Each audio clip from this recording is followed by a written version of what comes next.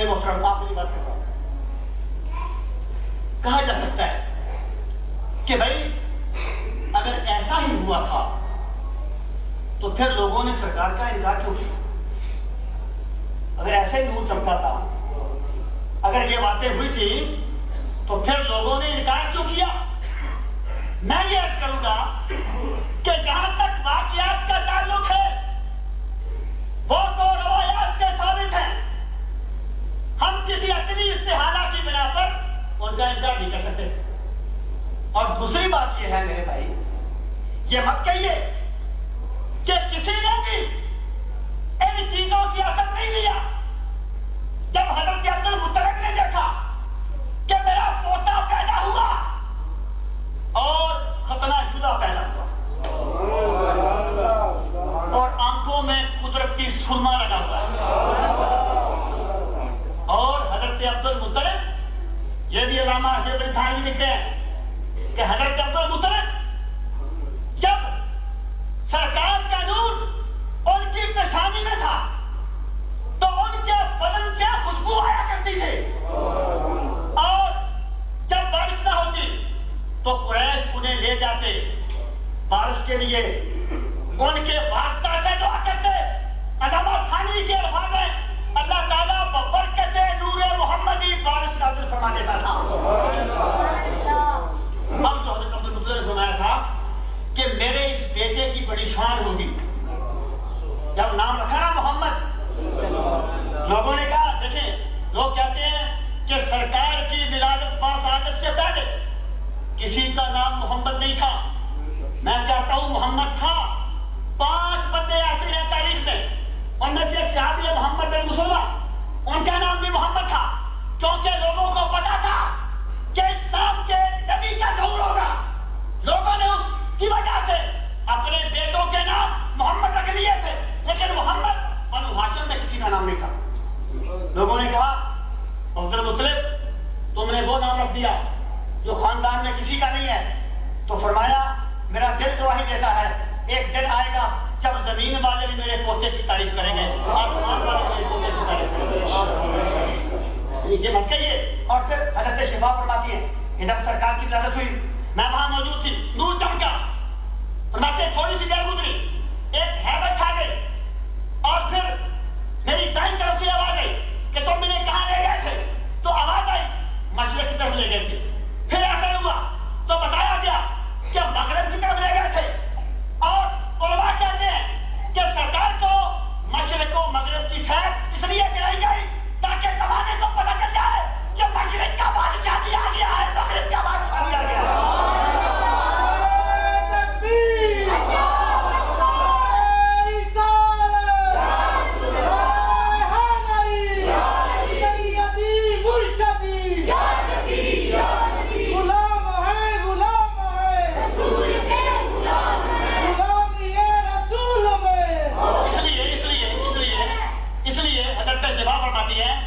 جب سرکار نے نبوت کا اعلان کیا تو میں ان لوگوں میں سے تھی جو سب سے پہلے سرکار پر ایمان لائے. اب میرے بھائی اگلی بات میں یہ کہنا چاہتا ہوں کہ بھائی ہدایت کا تعلق دلیل کے ساتھ نہیں ہوتا، ہدایت کا تعلق طلب کے ساتھ ہوتا ہے. مجھے بتایا جائے جب حضرت ابراہیم پر آگ گلزار بن گئی تو کیا نمرود مسلمان ہو گیا تھا؟ کیا لوگوں نے جگہ پڑھ لیا تھا؟ اور جب سرکار نے چاند کو ٹھک دیا تو کیا کافر مان گئے تھے؟ جنہوں نے نہیں ماننا ہوتا وہ نہیں مانتے، اور جنہوں نے ماننا ہوتا ہے نا وہ میرے مصطفیٰ کا روح زیبا دیکھ کے کہتے ہیں بنتا ہے حاضر بن ہو لیسا بے وجہ کتاب کہ اللہ کی قسم اتنا نورانی مغرا پیغمبر کے سوا کسی کا نہیں ہو سکتا. بات حق ہے، اور ماننے کا تعلق طلب کے ساتھ ہوتا ہے، دلیل کے ساتھ نہیں ہوتا. خدا بند قدوس ہم سب کو سرکار کی عظمت کو سمجھنے کی توفیق دے. میں معذرت چاہتا ہوں، مجھے آگے جانا ہے، اب وقت کم ہو گیا ہے، میں کچھ اور بھی عرض کرتا ہوں. اللہ پاک سب کی حاضری کو قبول منظور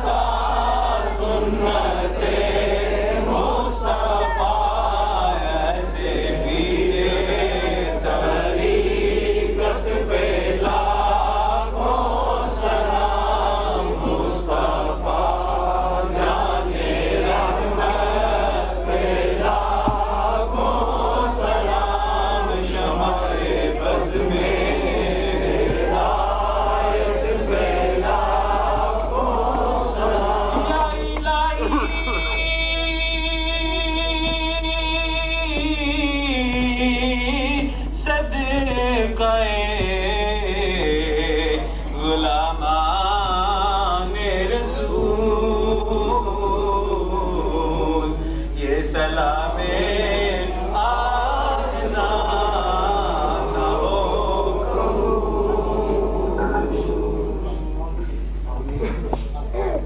الحمدللہ رب العالمین